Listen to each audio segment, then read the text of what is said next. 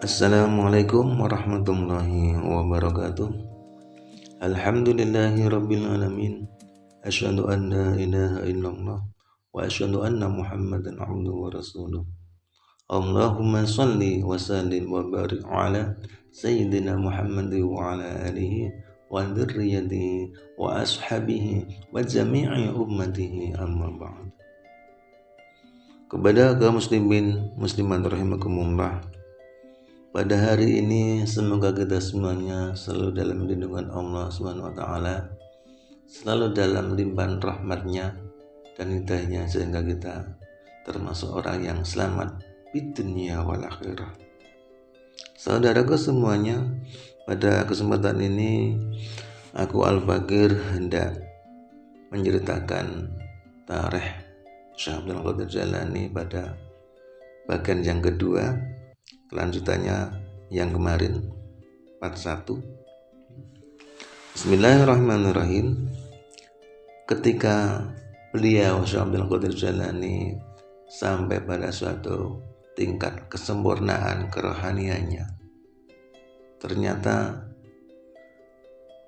iblis tidak rela jika ada orang yang berbakti pada Allah dan selalu tawadhu untuk Allah Subhanahu wa taala. Maka suatu hari iblis mendatangi Abdul Qadir Jailani dengan tujuan menggoda dan menggufurkannya, lalu menyamar dan mengaku-aku sebagai malaikat Jibril. Lantas dia pun berkata pada Al-Jailani, "Salam sejahtera untukmu, wahai Abdul Qadir Jailani." Kemudian Abdul Qadir Jailani pun menjawab, "Ketahuilah, aku adalah malaikat Jibril yang diutus oleh Allah untuk menghadap kepadamu. Aku membawakan burak dan membawamu ke langit tertinggi kepada Allah Subhanahu wa taala." Itulah kata-kata iblis yang menjelma sebagai malaikat Jibril dengan tipuannya itu. Kemudian Syekh Abdul Qadir Jailani berucap, "A'udzubillahi minasyaitonir rajim." Aku berlindung pada Allah dari godaan syaitan yang terkutuk. Sesungguhnya engkau yang datang ini bukanlah malaikat Jibril, tetapi engkau ini yang hendak menggodaku dalam berzikir. Sebab tidak mungkin burak ataupun malaikat Jibril itu akan turun ke dunia lagi setelah masa Nabi Muhammad SAW. Terakhir kalinya Burak dan Jibril ke dunia ketika menjumpai Nabiullah Muhammad SAW. Itulah jawab Syekh Abdul Qadir Jailani kepada iblis itu. "Hei Jailani, engkau dapat menyelamatkan dirimu dari godaanku sebab ilmu yang kau miliki. Oke, aku mengaku kalah." Kemudian Al-Jailani pun berkata, "Sekarang pergilah dari sini, minggat ke sana." Akhirnya selamatlah Syekh Abdul Qadir Jailani dari bisikan iblis, godaan iblis yang hendak mengkufurkannya itu. Saudara-saudaraku semuanya, diceritakan pula konon Syekh Abdul Qadir Jailani ketika di dalam hutan belantara dengan bermaksud untuk mengasihkan diri demi mendekatkan jiwanya kepada Allah Subhanahu wa taala, ia juga digoda oleh iblis. Di dalam hutan belantara yang sepi seorang diri, dalam waktu yang sangat lama ia berpuasa, tidak makan dan minum. Ia mencurahkan jiwanya untuk berzikir pada Allah saja. Di saat sendirian itu, iblis mencoba untuk menggodanya lagi dan untuk menggugurkan ibadahnya. Tiba-tiba di atas langit muncul sosok yang terang benderang.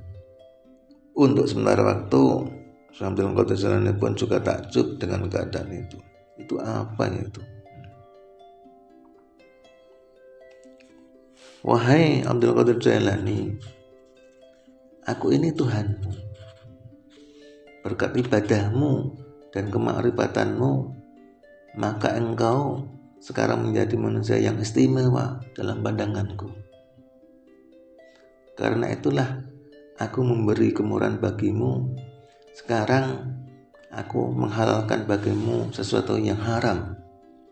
Kata suara tadi yang muncul sinar terang benderang itu. Melihat sinar dan suara seperti itu, akhirnya Abdul Qadir Jailani pun berlindung pada Allah. A'udzubillahi minasyaitonirrajim. Aku berlindung pada Allah dari godaan setan yang terkutuk. Dia berdoa pada Allah untuk diselamatkan dari godaan setan itu. Akhirnya ia tahu sosok bahaya yang muncul bukanlah Allah, maka cahaya itu pun lenyap begitu saja. Ada ucapan, wahai Abdul Qadir, sebab ilmu yang kau miliki dan rahmat Allah, engkau selamat dari tipuanku, kata iblis. Cobalah engkau jelaskan bagaimana kau bisa mengetahui kalau cahaya itu bukanlah Tuhan, bukanlah Allah. Kemudian Abdul Qadir ini pun berkata, wahai setan terlaknat, ketahuilah bahwa Allah tak mungkin menghalalkan apa yang telah diharamkannya. Ini dunia.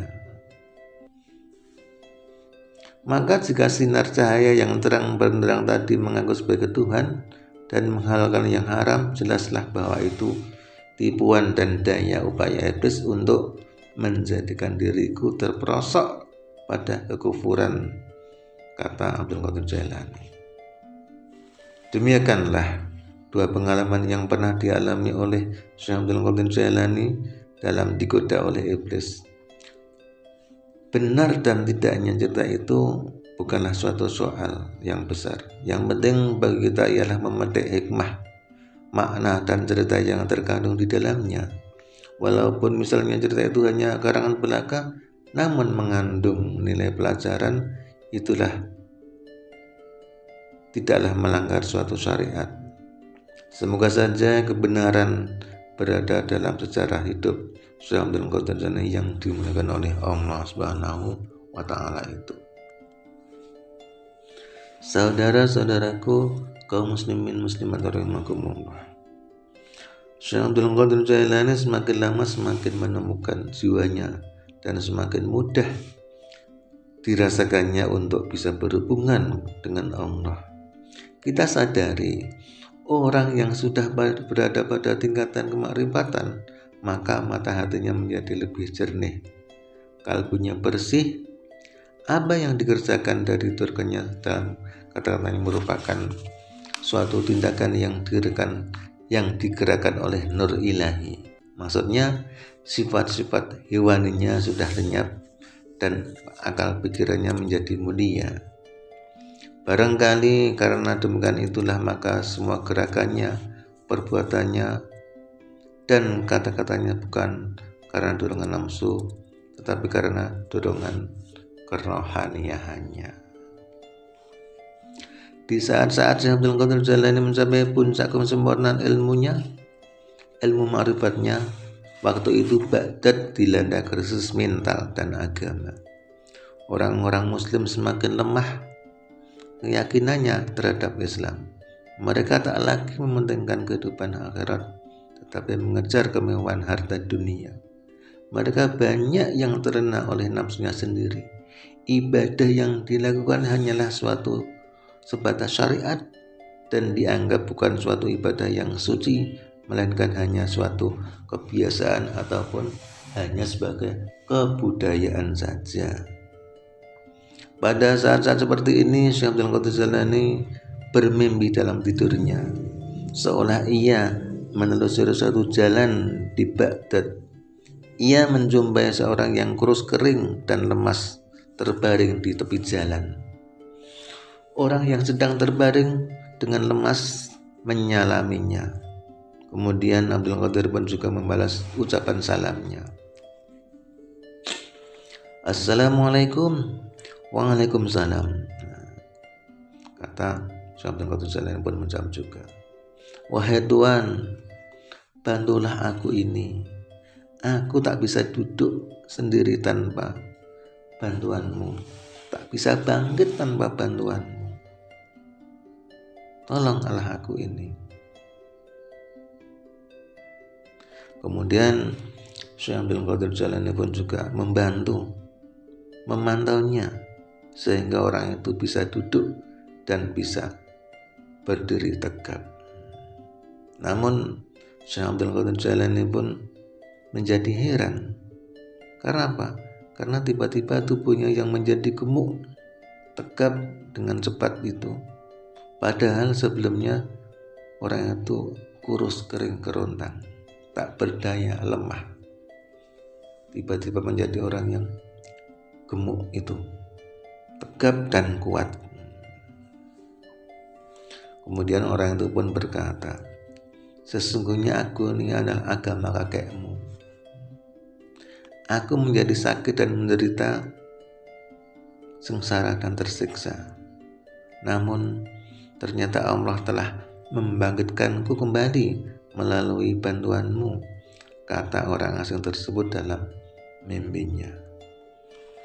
Dalam cerita mimpi itu, akhirnya beliau Syekh Abdul Qadir Jailani pun menyadarinya bahwasannya sekarang ini sudah saatnya untuk berdakwah pada masyarakat. Keadaan dunia semakin buruk, maka harus ada orang yang siap membimbing pada masyarakat untuk berbakti dan beriman dan bermakrifat pada Allah, agar dunia menjadi negara yang baldatun thayyibatun ma'rufun wabur, penuh dengan kerohanian dan religius pada Allah Subhanahu wa taala. Sehingga Syekh Abdul Qadir Jailani mulai mengadakan bimbingan kepada orang-orang masyarakat yang mendapat petunjuk sebagai muslim, konsekuen memberi sebutan kepadanya sebagai seorang muhyiddin, yang artinya adalah dia seorang pembangkit agama. Dia selama 11 tahun beruzlah, mengasingkan diri. Akhirnya ia terpanggil untuk kembali menjadi pelita di tengah-tengah masyarakat. Maka di sudut kota Baghdad itu ia membangun pondok yang sangat sederhana, lalu membuka pengajaran dan menerima murid yang hendak berguru kepadanya tentang ilmu kerohanian. Mula-mula yang datang untuk berguru dan menimba ilmu kerohanian sangat sedikit, tetapi semakin lama semakin bertambah dan bertambah terus. Lebih-lebih muridnya membantu Syekh untuk membangun sebuah madrasah.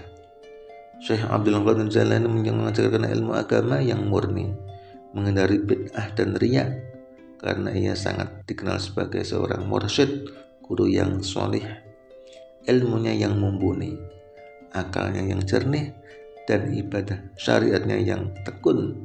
Maka nama Abdul Qadir Jailani tersiar menjadi terkenal. Yang datang ingin menimba ilmu agama semakin banyak, sehingga madrasah yang kecil tidak mencukupinya lagi. Kira-kira pada tahun 588 Hijrah, beliau Syekh Abdul Qadir Jailani memperluas bangunannya demi menampung murid-murid yang semakin banyak berdatangan dan berguru kepadanya. Bahkan ia membangun sebuah bangunan lagi yang ada mimbarnya. Hal ini ditujukan untuk berceramah kepada umat yang membutuhkan dirinya. Ternyata hal ini kurang memadai juga, akhirnya dibangunlah sebuah musafir khanah, wisma tamu. Mulai itulah Syekh Abdul Qadir Jailani menjadi sangat sibuk memberikan siraman rohani kepada umat. Ia akhirnya mengatur waktu untuk melakukan dakwah khusus pada hari Jumat pagi, pada Selasa malam, dan Rebu pagi. Saudara-saudaraku semuanya, barangkali karena sibuknya dalam menuntut ilmu dan mencari jati diri dan mensucikan rohaniahnya serta kewaraannya, sehingga Syekh Abdul Qadir Jailani enggan untuk menikah.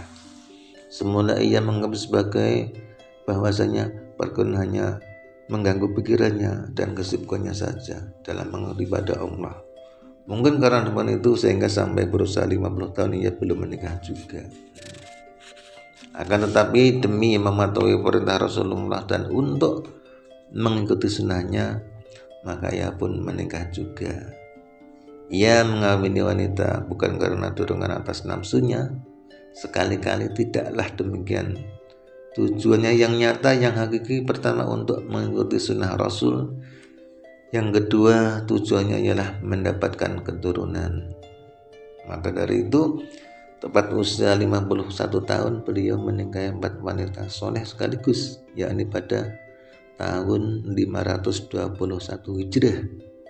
Dari perkawinannya akhirnya Syekh mempunyai 49 anak, yang 20 adalah laki-laki dan yang lainnya perempuan. Dari hasil keturunannya ternyata yang sangat menonjol dan menjadi ulama besar ialah Syekh Abdul Wahab, Syekh Isa, Syekh Abdul Razak, dan Syekh Musa. Semuanya menjadi wali dan ilmunya pun mumpuni. Itulah sang wali, seorang Syekh Abdul Qadir Jailani yang terkenal dan diagungkan selama ia berdakwah di masyarakat.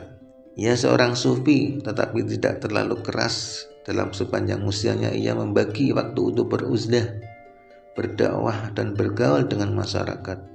Ia sibuk mengajarkan ilmu-ilmu yang tidak hanya soal mistik dan kerohanian saja, tapi mengajarkan tafsir Al-Quran, Al-Hadis, usul fikih, dan ibadah lainnya yang berkenan dengan kepentingan kehidupan bermasyarakat. Syekh Abdul Qadir Jailani juga terkenal kedermawanannya. Setiap siang ia berpuasa dan menjelang maghrib sebelum ia berbuka, terlebih dahulu membagi-bagikan roti ataupun makanan lainnya kepada fakir miskin. Tetangganya pun mendapatkan sikap yang sangat baik darinya. Siang harinya dicurahkan waktu untuk mengabdi pada umat, di antara ialah memberi pelajaran. Pada malam harinya sibuk waktu untuk beribadah pada Allah Subhanahu wa Ta'ala. Syekh Abdul Qadir Jailani seorang wali besar berskala dunia, namanya harum sepanjang masa. Ia menduduki peringkat yang tinggi setelah Nabi dan para sahabat-sahabatnya. Pengabdiannya kepada umat menjadikan namanya masyhur. Namun kemasyhuran itu bukanlah suatu yang didamba-dambakannya, tetapi kenyataannya dari para muridnya dan muridnya selalu banyak yang menghormati dan sangat tawadhu kepadanya. Beliau Syekh Abdul Qadir Jailani wafat pada tahun 11 Rabiul Awal akhir, yaitu 561 Hijrah, yang bertepatan dengan tahun 1166 Masehi. Ia wafat pada usia yang ke-91. Akhirnya perjuangannya dan ajaran-ajarannya diteruskan oleh generasi putra-putranya, kemudian murid dan anak, maka turun-temurun dari murid ke murid, ya akhirnya sampai kini, sampai pada kita, sampai kita mendengar cerita beliau tentang kehebatannya. Alhamdulillah, semoga cerita yang sebagian kecil ini mendapatkan manfaat dari cerita itu, sehingga kita selalu dalam bimbingan Allah Subhanahu wa Ta'ala untuk melakukan ibadah lebih serius, lebih istiqomah, lebih bersemangat, sebagai sugesti untuk menuju pada Allah Subhanahu wa Ta'ala dengan perantara guru-guru kita yang ada standarnya yang jelas. Oleh itu, semoga bermanfaat. Kiranya kita lanjutkan pada kisah selanjutnya, yaitu tentang nasihat-nasihat beliau pada tentang kerohanian. Untuk itu sekian dulu, terima kasih. Wassalamualaikum warahmatullahi wabarakatuh.